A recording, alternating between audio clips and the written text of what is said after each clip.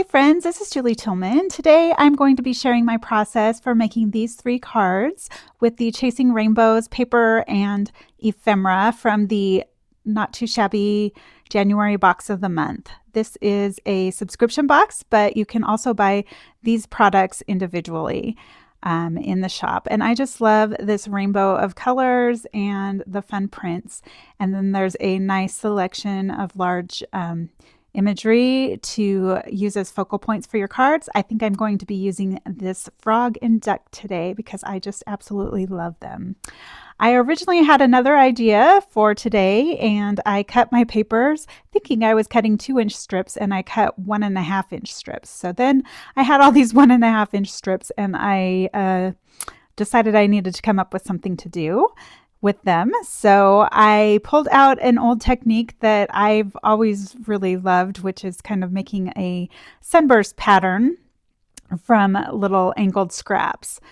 So for this, I started out with a 1.5-inch by 6-inch strip of pattern paper, and then I just cut those strips in half diagonally from corner to corner to get my triangles. And now I am just arranging those triangles together in a starburst kind of a pattern, kind of like sun rays.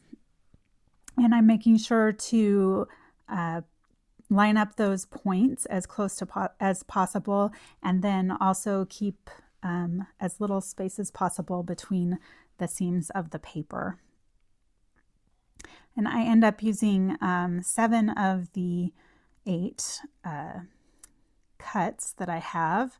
And I just needed enough to cover a 3.75-inch wide piece. And I'm going to try to make 3 cards out of this background. So I am only putting as a little bit of double-sided adhesive on the back, and then I'm peeling up those repositionable tapes and I'm just going to kind of put that in the center point of my card panel, and I'm going to cut off the excess. And since I didn't put a ton of adhesive on all of that, I have a little bit that's keeping it together, but I'll be able to use the prints, like the little pieces, as I need them. So I'm taking the remainder and I'm just going to cut it so that I have a straight line, and I have put a strip of double-sided adhesive down on this panel of white cardstock, and I'm just going to lay that down, cut off the excess, and then I'm going to piece in another extra piece where it didn't quite cover that 5-inch panel.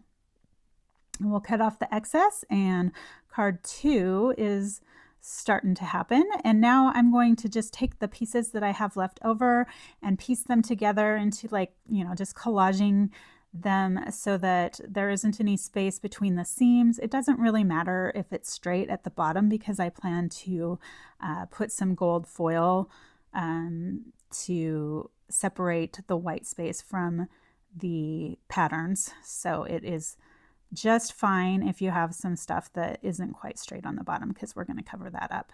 But you do want to make sure that those seams are as small as possible between the papers, just so there's not any white peeking through, to give you that seamless look.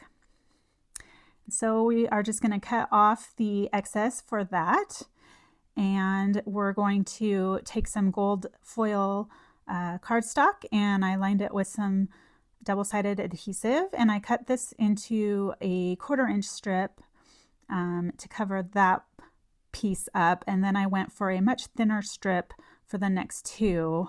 It might be an 1/8 or a 1/16, I'm not sure. I don't remember, but it's very thin. It's about the size of the pinstripe stickers from Love from Lizzie's. So, this is a way to make your own if you have some gold foil paper and some double-sided adhesive and a paper trimmer. So I am going to be making a splash with some of my spray inks, and you could use any kind of water medium for this.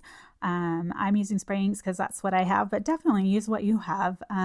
Watercolors would work just great with this. Your re-inkers, watercolor crayons, shavings that are watered down, any kind of pigment color. You could even spray on this. I just wanted like little splatters because I thought it really went with the rain theme, rainbows, raindrops, all the color. I really love the splashiness of this, and I thought it was a good complement to this.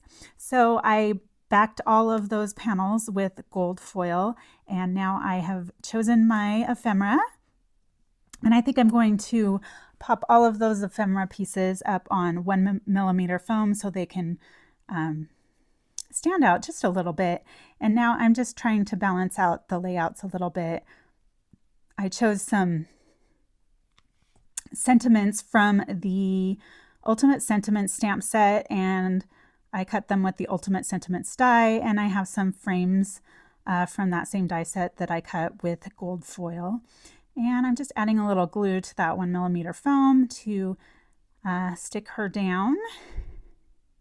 And then I'm just going to add her to a card base, and we'll have one card done. Our next card, I chose a different frame for it. I'm just kind of laying it out so that nothing's like completely lined up. I just wanted kind of that offset feel. So he's kind of looking off to one side, and the sentiment is over there. And You Are Loved and Cherished just seemed like so cute. Like these, the little duck and the frog remind me of the little vintage Valentines that my grandma used to give me. So I just absolutely love these. And so for this sentiment, I did a little banner using the One and Done Sentiments die in gold foil, and I just cut both ends, just partially die cut the second end so that it could be exactly the size I wanted. And now I'm just going to go in and add some little accents to all the little raindrops, some of the little critters' eyes, and some flowers, and just add that little touch of interest. And there are the 3 finished cards. Thank you so much for stopping by today. This video is part of a video hop, so you'll want to check the description box below for the collaboration playlist to see everybody's creations, as well as a giveaway link for a $25 gift card to the Not Too Shabby shop. Thank you so much for watching. I'm so glad you're here. If you liked what you saw, be sure to give it a little thumbs up and subscribe if you haven't already. I'll catch you on the next one. Bye-bye.